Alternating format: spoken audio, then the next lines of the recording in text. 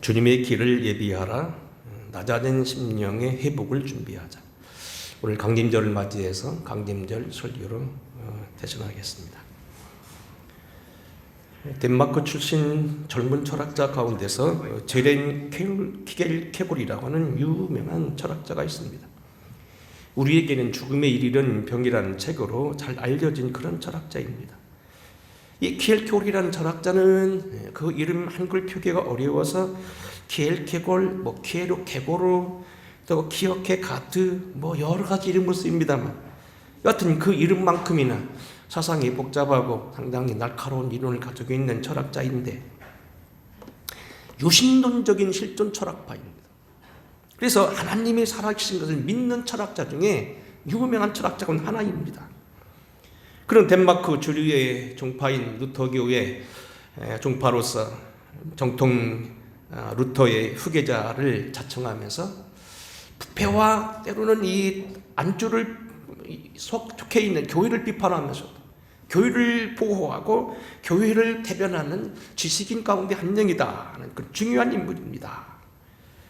철학 이론으로 교회를 비판하는 듯 하면서도 교회를 사랑하고 기독교에 많은 애정을 가지고 있는 그러한 유신론적인 실존 철학주의다, 그런 이야기입니다. 그런데 이 유명한 이 철학자 가운데 키엘케골의 사상을 가장 쉽게 말하고 있는 것, 제가 알고 있는 것은 두 가지 비유로 되어 있습니다. 첫째는 기러기 비유입니다. 어느 날 기러기들이 철새가 뛰어 날아왔다가 날씨가 따뜻해지고 생활이 불편해지니까 본래 자기들이 살던 북쪽으로 날아가기 시작합니다. 그래서 먼 길을 수십 마리가 해서 기럭기럭 하면서 가다가 마침 그들이 쉴 시간이 되어서 밭에 내려와서 농부 집의 옆에 있는 먹이를 먹기 시작하고 옥수수를 먹기 시작합니다. 새벽녘이 되어서 대장 기러기가 가자, 이제 가야 된다고 훅 날아가는데 그 중에 한 마리가 나는 싫어, 더 먹고 갈 테야, 그러고 남아있다는 겁니다. 그래서 다른 기러기들은 다 날아가서 고향으로 돌아간 이 기러기는 고집을 부리고 앉아서 왜 그렇게 미련하게 빨리 가는지 모르겠다고, 더 먹어도 충분한데 아직 날씨가 그렇게 추워지지 않았는데 괜찮은데 그러냐고 그까지 변호하다가 며칠 지났습니다. 이제 날아가려고 해서 보니까 몸이 너무 뚱뚱해져서 못 날아가서 마침 길을 가던 농부에게 잡혀서 농부의 밥상에 오르게 되었다, 그런 이야기예요. 여러분, 이 키엘케골의 유명한 기러기 비유는 바로 그런 겁니다. 무슨 말인지 여러분 아시지요? 교회가 믿는 사람이 너무 세상에 딱 붙어 있으면 안 된다, 그런 얘기예요. 처음에는 주님을 사랑하는 마음을 가지고 주님을 사랑하다가 오래 예수 믿게 되면 자기의 이권을 개입하게 되고요, 믿음의 어떤 것을 또 다른 욕심이 생기게 되어서 세상에 애착을 느끼다가 하나님께 실어버린 바 되어서 지옥으로 떨어진 영혼이 있다는 이야기입니다. 교회는 그런 것을 조심해야 된다는 이야기입니다. 그런가 하면 더 근본적으로 키엘케골은 그리스도의 본질, 성탄을 비유하는 비유가 있습니다. 왕자의 결혼 비유입니다. 어느 날 그 나라 왕자가 왕의 명령을 받고 민정정찰을 나섭니다. 백성들이 도대체 잘 살고 있느냐, 왕이 주장하고 있는 많은 혜택을 받고 있는가, 관리들은 잘하고 있는가, 이곳저곳 다니면서 평복 차림을 하다가 오늘 산골 깊은 데 들어가다가 아름다운 아가씨 하나를 발견합니다. 그 아가씨를 보고 너무 기뻐해서 결혼하기 작정하는데 이렇게 생각해 봤습니다. 내가 왕자라고 밝히고 말을 타고 들어가고 칼을 차고 들어가고 보석을 차고 들어가면 저 여자가 무조건 결혼할 테니 이건 진실한 사랑이 아니다. 그래서 이 사람이 그대로 평복 차림을 하고 자기가 왕자인 걸 속이고 들어가서 그에게 구애하고 결국 결혼에 성공했다는 겁니다. 기독교가 뭐냐? 부자이신 왕자 그리스도가 오늘 우리에게 낮고천한 우리에게 오셔서 산골로 시골로 오셔서 비천한 우리들과 함께 똑같은 눈으로 농마주의가 되고 농부가 되어가지고 삽자루를 가지고 일하면서 우리에게 하나님을 알게 하는 거다.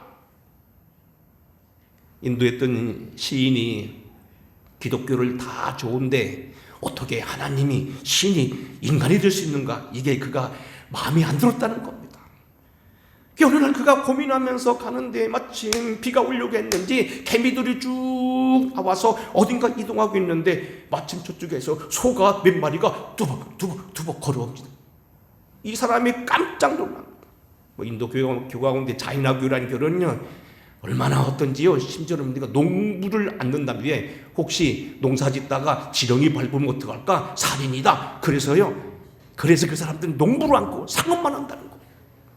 그런 사람이었던가 봐요.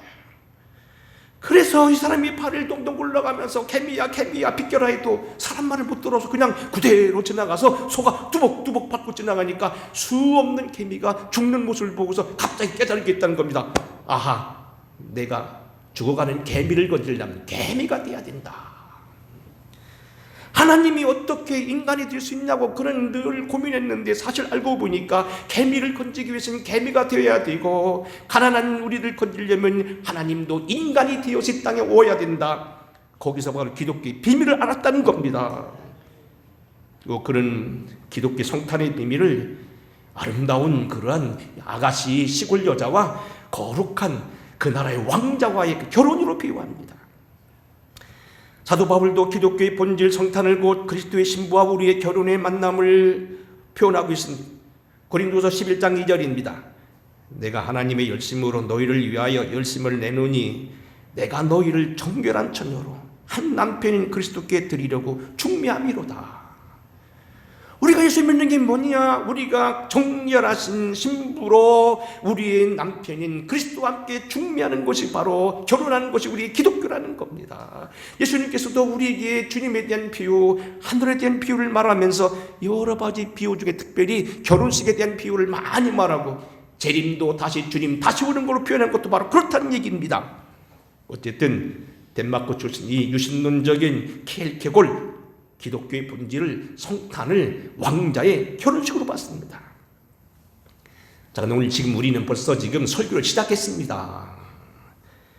오늘 이 켈케고르가 결국은 기독교를 성탄의 비밀을 왕자의 결혼식으로 비교했는데 그러면 왕자는 왕자대로 신부는 신부대로 준비가 필요했다는 겁니다.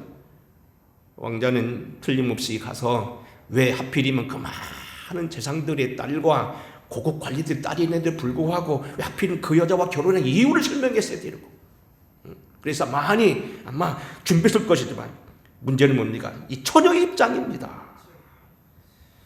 뜻밖의 그 나라의 부자인 왕의 아들인 소문을 받고 처녀는 어떻게 깨냐는 얘기입니다. 아마 기절할 뻔했을 것입니다. 어쨌든 뭐 혼수는 그렇다고 하더라도 이 여자가 그렇게 되기까지는 많은 준비를 했어야 되는 거 아닌가. 특별히 앞으로 태자비가 되고 왕비가 되기 위한 결혼 준비를 그가 심정적으로 준비했어야 됐다는 겁니다. 오늘 뭐 가난하니까 뭐 혼수물 까며 그렇다고 하고요. 왕의 태자법의 품성, 왕궁에 들어갈 예법, 왕녀 수준에 맞는 처세술, 말솜씨, 걸음꽃 하나까지도 다 준비했어야 됐다는 거예요. 그가 결국은 왕궁에 들어가고 왕자비가 되기 위해서는 일생일대의 완벽한 탈바꿈, 완벽한 준비, 고치고 또 고치고 일생 고쳐야 되는 거지만 특별한 이러한 일생의 완벽한 고침이 많이 필요했을 거라는 겁니다. 이제 본문으로 돌아옵니다. 이미 우리는 지금 설교를 시작했다고 되어 있습니다. 바로 우리 주님 바로 맞이한 것 그걸 말합니다. 주님이 하나님의 아들이요, 주님 하늘의 주인이요, 왕국의 오늘 주인으로서 우리에게 찾아오셨는데 그분 앞에 나아가기 위해서는 우리도 준비해야 된다는 겁니다. 특별히 강림절기가 뭡니까? 주님 오신 강생하신 절기, 왜 하늘보좌를 버리고 이 땅에 오셨는가? 그것을 의미 있게 기억하면서 성탄절을 준비하는 계절이 바로 강림절인데 강림절 준비를 위해서 우리도 준비가 필요하다는 겁니다. 교회도 절기를 가지고 있습니다. 일반인들도 우리가 1년을 사계절을 뭐 여러 가지 절기로 표현하지요. 그래서 뭐 입춘, 입하, 입추, 입동 말고도 24절호가 있어서 봄에는 입춘뿐만 아니고 우수, 경칩, 뭐 춘분이 있고 여름에는 입하 위에도 소만, 망종, 하지가 있었고 가을에는 입추를 비롯해서 처서, 백로, 뭐 추분이 있고 겨울에는 입동으로 시작해서 소설, 대설, 동지 뭘 말합니까? 그 그때에 파종하고 그때에 밭을 갈고 그때에 모터하고 씨를 뿌리고 어때는 거두게 되고 이렇게 하면서 농사 짓고 생활하고 준비한 모든 것이 절기 속에 들어있다는 겁니다. 절기를 통하여 농부가 농사를 준비하고 절기를 통하여 생활을 준비하고 가정생활을 준비하고 이어간다는 겁니다. 마찬가지로 교회도 한자는 조금 다릅니다만 주님을 바로 맞이하기 위해서 주님의 일생 절기로 나누어서 주님을 준비하고 대비해야 된다는 겁니다. 우리가 논의 공부한 대로 주님은 창조의 주님이시여 만유의 주님이시여 먼저 나신 이여 교회의 머리여 하나님의 비밀이여 영광의 소망이여 지혜와 지식의 보구여 또 모든 육체의 신성이 하나님의 모든 신성이 육체로 고하신 분이시여 우리를 승리하게 하신 분이여 그 외에 많이 있지만 이분이 오늘 우리를 버리고 온 것은 한 가지 모습이 아니라는 겁니다. 그분의 생애는 그런 생애에 따라서 여러 가지 모습으로 나타난다는 겁니다. 영화기는 영화기 모습대로, 공생의 이전은 인전의 모습대로, 공생에는 공생의 모습대로, 병을 고치고 선교하신 선교하신 대로, 십자가를 지신 것은 지신 대로, 고난받은 건 고난대로, 부활한 것은 부활한 거로, 승천하신 건 승천대로 다시 오실 주님을 맞을 때까지 여러 가지 생각이 있는데 그 생애는 하나도 빼놓을 수가 없다는 겁니다. 마치 세상 사람들이 24절기 절호를 지켜놓고 그때 따라서 생활에 대비를 하는 것처럼 우린 절기를 통하여 주님의 생애 일생을 보면서 그때마다 맞는 신앙을 준비하면서 우리 신앙의 균형을 갖춘다는 겁니다. 근데 이 모든 교회 절기 시작이 뭐냐면 강림절이라는 겁니다. 강림절은 여러분 지난주에 우리가 보내드린 그런 주부의 간지대로 원어로 어드벤트라는 말입니다만 이 어드벤트라는 말은 어드벤투스라는 그런 라틴어에서 나온 건데 옴, 도착, 다가온 이런 걸 말합니다. 주님이 오셨다는 겁니다. 결국 다시 말하면 강림절은 주님의 오심을 의미 있게 준비해야 된다는 겁니다. 교인은 성탄절 앞에 이러한 주님의 성탄을 바로 이해하고 주님이 그 하늘바다를 버리고 이 땅에 오셔서 우리 인간을 위하여 낮아지심을 기억하기 위해서 넉 주간의 주간을 두고 절기를 가지고 그분의 오심을 준비해야 된다는 겁니다. 주님이 오시는데 강림하시고 성탄에까지 넉 주가 걸렸다는 얘기가 아니라 넉 주 동안의 기간을 둬서 우리의 신앙을 주님 오시는 것을 충분히 준비하며 성탄절이 공치지 않도록 한다는 겁니다. 주님이 처음 오셨을 때 주님을 직접적으로 알아보고 나와 경배한 사람은 10손가락에 그렇게 벗어나지 않는다고 되어 있습니다. 예수님의 부모님, 세례 요한의 어머니, 아버지, 또 그리고 뭡니까 동방박사 보통 3사람, 4사람, 깔타방까지 4사람, 목자 2사람, 그리고 성 안나와 시므온 그런 정도입니다. 세상의 구주로 오시고 이 땅에 오셔서 빛천한 오는 몸이 되셔서 말구유까지 탄생해까지 그 많은 희생을 치르는데도 불구하고 우리 인생을 알아본 것은 불과 10명 내지 20명이 안 되는 사람들이 알고 나머지는 다 등을 돌렸다는 겁니다.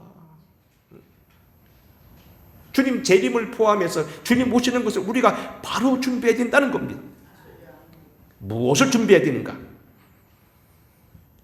예배학 교수인 감신대 박희정 교수의 책에 의하면은 강림절이 우리가 주목해야 될 사람은 3사람이라고 말합니다. 첫째는 이사야, 두 번째는 세례 요한, 세 번째는 마리아라고 얘기합니다.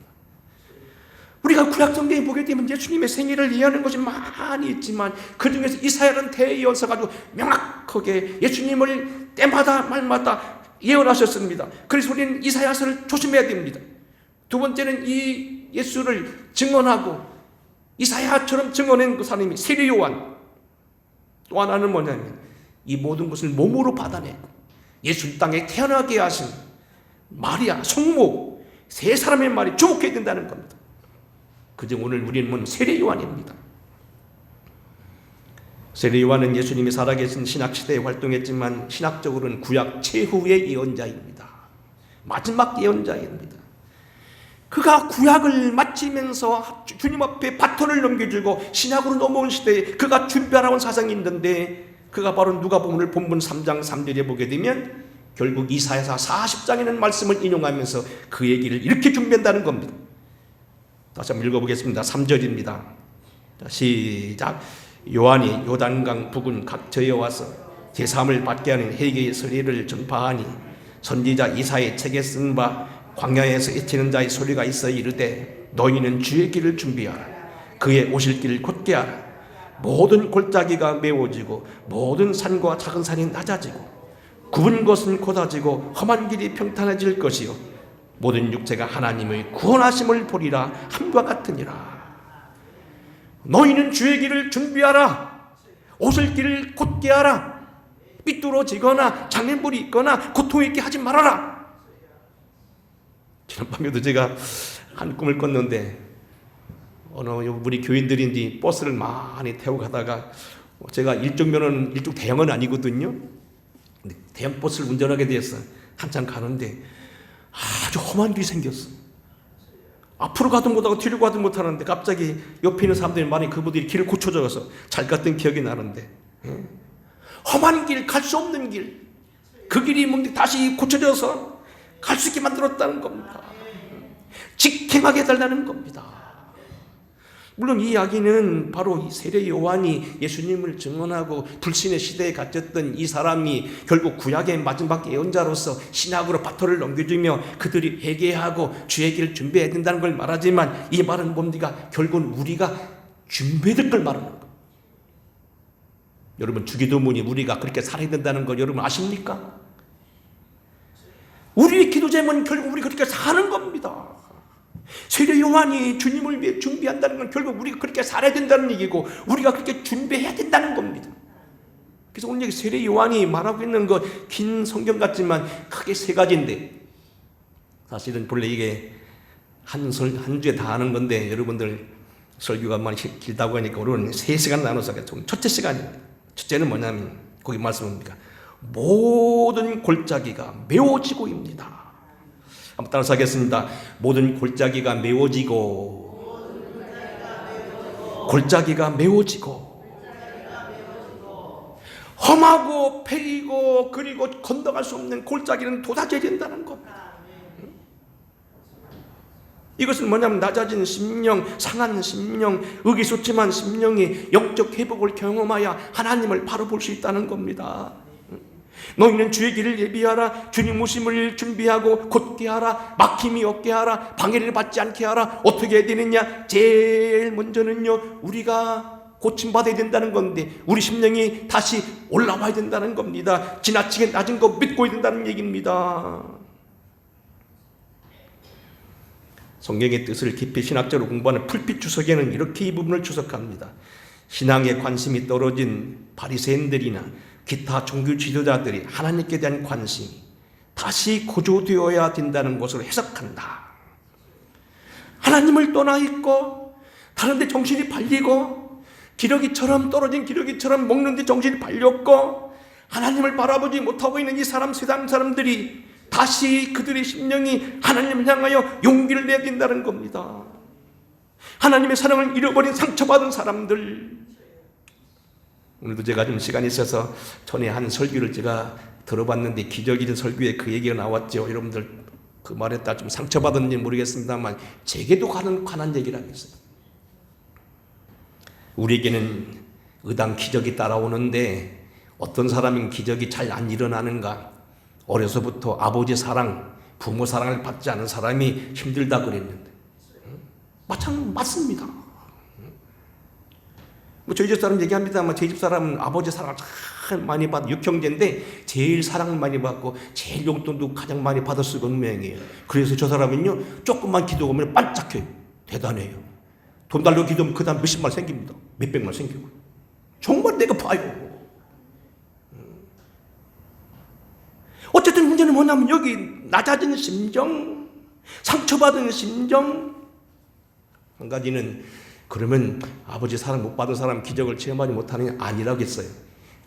보로 갖춰진 물이 터지면 더 많아지듯이 그들이 많은 기도하면 더 큰 능력이 나타난다고 했어요. 대표적인 사례가 모세, 에스겔, 에레미야 다 그렇습니다. 사도 요한 대단한 능력자입니다. 우울질들이 바로 그렇습니다. 요나도 마찬가지입니다. 하나님은 공평하십니다.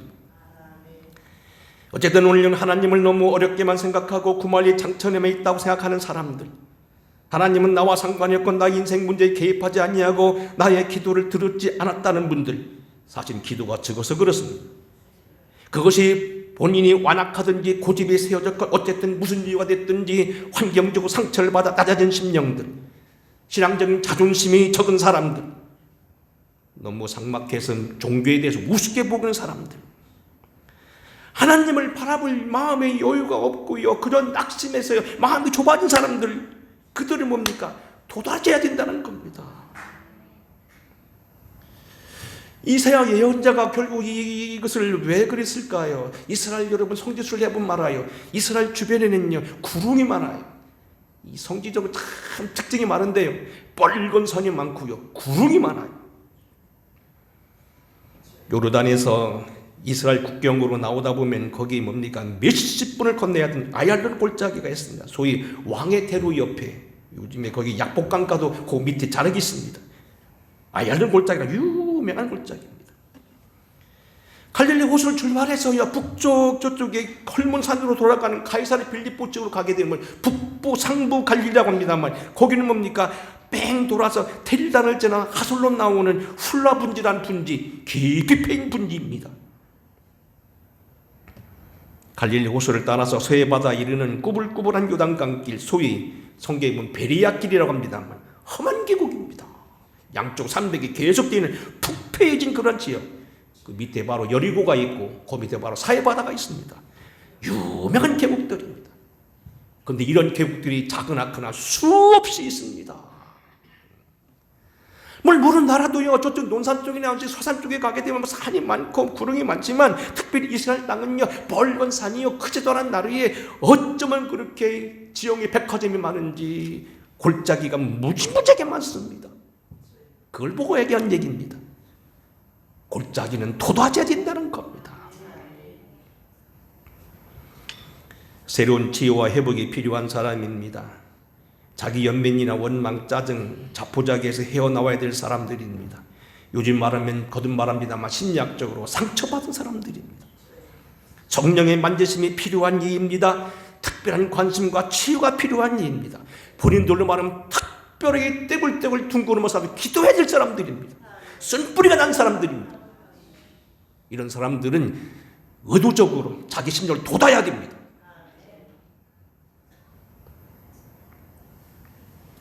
사랑하는 성도 여러분, 성경에 보면은 이러한 용기 없이 살다가 하나님 앞에 고침받은 사람들이 많이 있는데, 사실 많은 정도가 아니고 어쩌면 성경책이 그런 책인지도 모르겠습니다. 성경에는 상처받고 공격받아서 패배에 이르렀고 저주받았던 인생들이 살았지만은 나중에 성공한 사람들이 많이 있는데 어쩌면 많은 정도가 아니고 성경이 그런 책인지도 모릅니다. 저주받았던 나오미를 한번 들어보십시다. 베들레헴에 살고 있는 이 나오미가 어느 날 흉년을 맞이해서 저 모압 땅으로 내려갑니다. 모압 땅은 아까 말한 대로 이렇게 훅 들어간 베리야 계곡에 요단강에 아주 비옥한 땅입니다. 한쪽은 깡마르고 거기 아주 비옥한 땅입니다. 누가 봐도 그건 정말로 멋있습니다. 물도 많습니다. 그리고 땅 색깔도 여러분이 안고 있는 거의 그런 밤색에 가까운 까만 흙입니다. 근데 거기 가서 어떤 일이 생겼냐면 남편이 죽고 좀 이따 두 아들도 죽게 되었어요. 세 과부가 남습니다. 아니 멀쩡한 대낮에 남편 죽고 아들 죽고 하나도 아니고 둘까지 죽었으니 이 사람은 생애는 문제가 완벽하게 저주받은 가정이나 마찬가지입니다. 그런데 보세요, 그가 어떻게 살아납니까? 다시 베들레헴에 올라와서 자기의 사랑하는 며느리 룻을 통하여 나중에 회복되는데, 경제생활뿐만 아니고 나중에 다윗의 정조모가 됩니다. 그의 후손에서 메시아가 탄생합니다. 우리가 여러 주 공부했습니다만 마태복음 1장에 나와 있는 그 중에 4명의 여자들, 성모 마리아를 뺀 여자들 다 한결같이 흠결이 낸 여자들이었습니다. 가정의 기원을 떠넘어 시아버지 아들을 낳았던 다말, 기구한 인생이지요. 기생여 이방인했던 나합, 기생이 여러분 무엇인 줄 알죠? 이방 여인 룻, 불륜한 여인 밧세바, 한결같이 세상을 향해 무엇 하나 자랑할 수 없는 사람들, 내낼 수 없는 사람들. 그런데 놀랍게도 뭡니까? 이들이 주님의 조상이 됩니다. 성경에는 그런 입을 무지하게 많습니다. 형들에서 팔려갔던 요셉, 그가 나중에 온 민족을 구원하고 주변에 수없는 인간을 구원해냅니다. 특히 오늘 여기 우리가 꼼꼼히 준비할 건 뭐냐면 믿음의 조상 아브라함의 경우입니다. 아브라함, 우리가 그동안 공부 쭉 한 대로 인류를 구원에 있어 구속자 아주 중요한 역할을 감당했다고 했지요. 그래서 뭐 이를테면 에덴 시대, 자유양심 시대, 인간 통치 시대를 건너서 하나님이 방법을 포기했을 때 나타난 인물이 아브라함, 믿음의 조상. 사실 그런데 이 아브라함은요, 그렇게 믿음의 조상으로 부름받기까지 그렇게 조건이 좋은 사람이 아닙니다. 우리 말하면 야구로 말하면 우리가 핀치히터, 구원투수입니다. 방망이 땜빵이 선수입니다. 신라원으로 끝난 낙원 시대, 결국 뭡니까? 노아의 홍수로 끝난 양심 시대, 바벨탑으로 끝난 인간 통치 시대의 마지막 때에 나타나서 그런 막막한 가운데 하나님이 방법을 찾고 있을 때 나타난 인물. 근데 한번 보십시다. 아까 뭐 왕자의 구원을 받은 시골 처녀가 왕비로서의 어떤 모습을 존배해야 된다고 한다면 아브라함 입장을 보겠습니다. 아브라함은 과연 믿음의 조상으로서 그렇게 축복받을 만한 그런 자격이 있던 사람이냐는 겁니다. 첫째로 그는 그렇지 않습니다. 갈대아 우르 출신입니다. 그럼 갈대아 우르는 뭐냐면 세계 4대 문명 가운데 발상지이지만 이것은 영적으로는 아주 우상이 많은 곳입니다. 소위 바벨론 신화 가운데 뭡니까? 마루둑이나 티아멧을 섬기고 있는 그런 괴물들 섬기고 있는 그런 우상의 나라 출신입니다. 그런가 하면 그의 아버지 데라는 우상을 만드는 우상장수였습니다. 다시 한번 목사 가족도 아니고 친근해 주변에 믿는 사람도 하나 없고 아버지가 우상을 만들어 파는 사람, 점쟁이 아들, 뭐 그렇게 표현 좀 이상합니다. 그가 75세에 갈대아 우르를 떠나서 하란을 거쳐 출발할 때가 나이가 75세였습니다. 창세기 12장 4절, 이에 아브라함이 여호와의 말씀을 따라갔고 룻도 그와 함께 갔으며 아브라함이 하란을 떠날 때 75세였더라. 물론 당시 사람들은 뭐 133세가 아브라함은 죽었습니다만, 뭐 누구는 얼마 살았습니다만, 어쨌든 그 나이에 우리보다 조금 더 사는 시대에 75세는 어떤지 모르지만 어쨌든 적은 나이는 아닙니다. 청춘은 아닙니다. 더구나 그는 75세가 되기까지 자식이 없었습니다. 축복의 아들이 되고 모든 만물 가운데 하늘이 별과 같이 딸이 빛같이 마르면 자식은 있어야 되잖아요. 그것도 그때까지 무자였습니다. 그런가 하면요, 여러분 말한 게 내력이 좋지 않아요. 창세기 11장 27절을 보게 되면요, 데라의 족보, 그가 사명자가 있는데 막내 동생 하란이, 노세 아버지가 일찍 죽어버립니다. 하란인 그 아비 데라보다 먼저 고향 갈대아인의 우르에서 죽었더라. 자식이 먼저 아플 수는 내력 있는 가정이에요. 그냥 그 아버지도요, 노예무 중에 죽어요. 데라는 나이가 205세가 되어 하란에서 죽었더라. 부름을 받고 가는데 도중에 죽었어요. 방해꾼이 생긴 겁니다. 좀 방해꾼 이상하지만 일이 생긴 겁니다. 그래서 창세기 12장에 보게 되면 다시 하나님이 그에게 말씀하신 것 같은데 우물쭈물했던 것 같아요. 아버지가 죽었으니 충격받아가지고 이 좋은 일 받고 가는데 갑자기 아버지가 죽었으니까 충격받아서 막 무춤무춤했던가 봐요. 내력 있는 가정입니다. 그뿐만 아닙니다. 창세기 23장 그의 노년 시대에 보게 되면 그때까지 그렇게 살았어도 땅 한 평이 없었습니다. 헤브론에 가게 되면 결국 그 헤브론에 가면 이 사라의 무덤, 제가 막벨라굴을 가봤습니다만 여하튼 그 굴을 은 400을 주고 에브론이라는 사람이 산 땅입니다. 장지가 없어서 산 땅을 사서 했습니다. 땅 한 평이 없었습니다. 우리가요, 아브라함 얘기하고 믿음의 조상이고 축복의 아들이라고 하지만 사실은 그런 뭡니까? 결코 그렇게 하나님의 큰 쓰임을 받을 만한 그런 환경이 못 되었습니다. 근데 그가 쓰임 받았다는 것 눈여겨봐야 됩니다. 저와 여러분이 스스로 살탄할 때 나는 목사의 아들도 아니고 갑부의 아들도 아니고 나는 큰 교회에 물려받은 사람도 아니고 그렇게 하지만 여러분은 아브라함을 보시기 바랍니다. 아브라함 무에서 시작한 사람입니다. 지파를 통한 사례를 보아도 마찬가지입니다. 구약에 보게 되면 아브라함 이후로요 밑보인 지파들이 많았어요. 야곱의 딸 디나 사건으로 인하여 무리를 일으켰던 시몬과 르비 하나님 앞에 저주를 받습니다. 그의 큰아들 루벤도 역시 마찬가지 저주를 받습니다. 근데 나중에 모세와 아론을 통하여 레위인은 다시 제사권을 꿰차고 사실 재정적으로나 모든 신분적으로 무위에 다시 회복합니다. 성경에 보면 우상을 섬겼다고 하는 그런 단지파 중에서 삼손이 나타납니다. 여러분 오래 권력을 누렸던 기드온의 최고의 사사로 보이납니다만 제일 오래 집권하고 왕권에 가까운 권력을 휘둘렀던 기드온 사사는 므낫세 지파 조그만 지파 중의 출신입니다. 예수님의 어머니가 마리아인데 마리아의 어머니 결국 예수님의 외할머니가 성안나라고 보는데 성안나는 아셀 지파 이름도 없는 지파 출신입니다.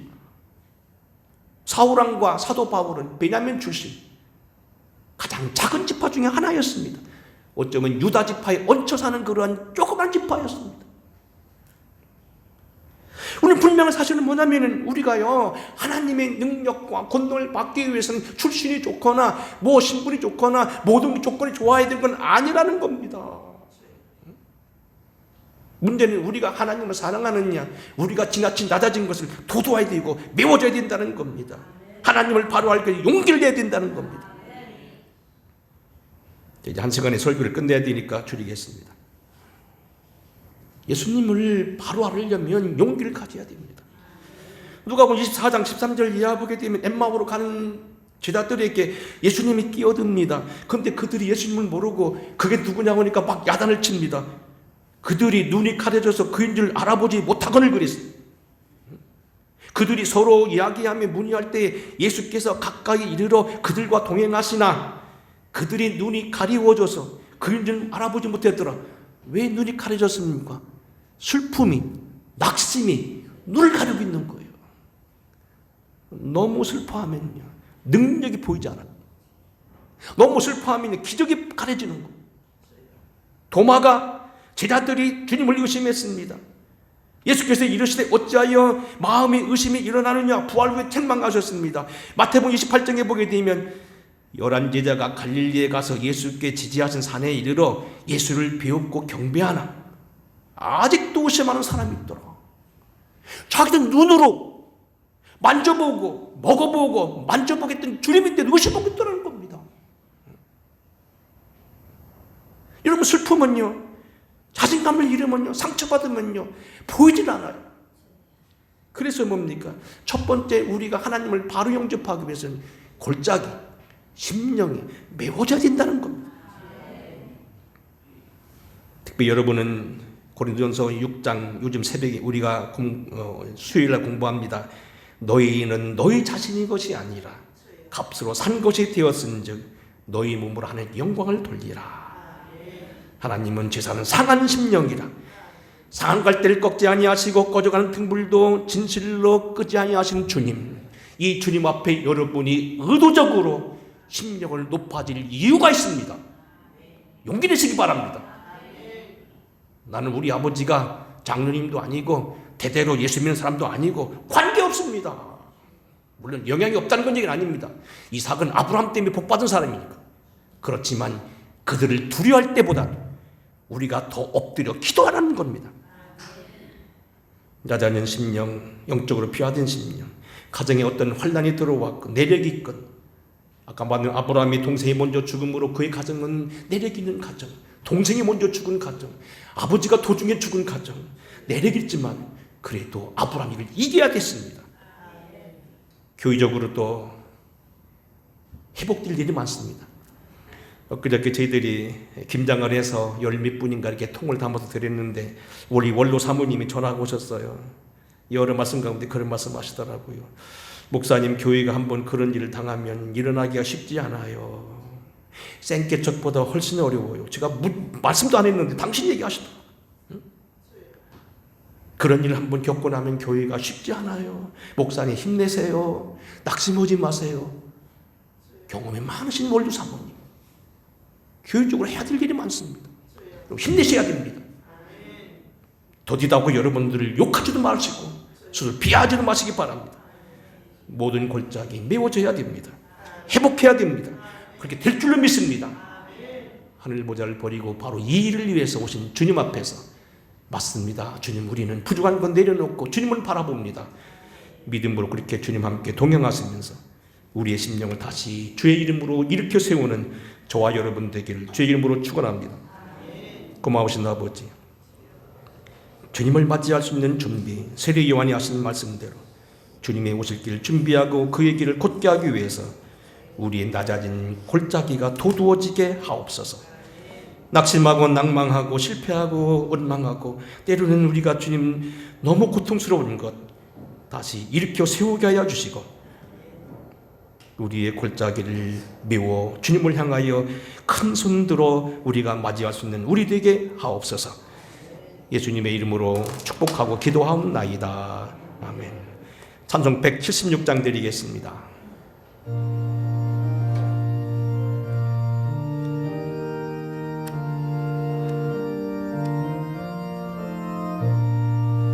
주 어느 때 다시 오실는지 아는 이가 없으니 등 밝히고 너는 깨어 있어 주를 반겨 맞으라. 주 안에서 우리 맘과 맘이 깨끗하게 되어서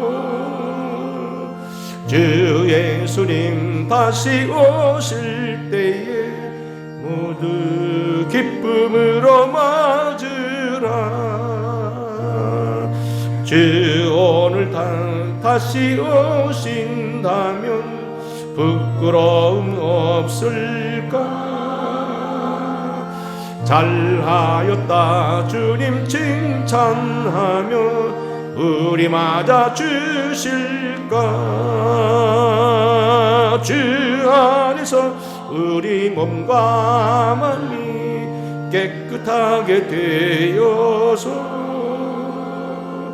주 예수님 다오실 때에 모두 기쁨으로 맞으라.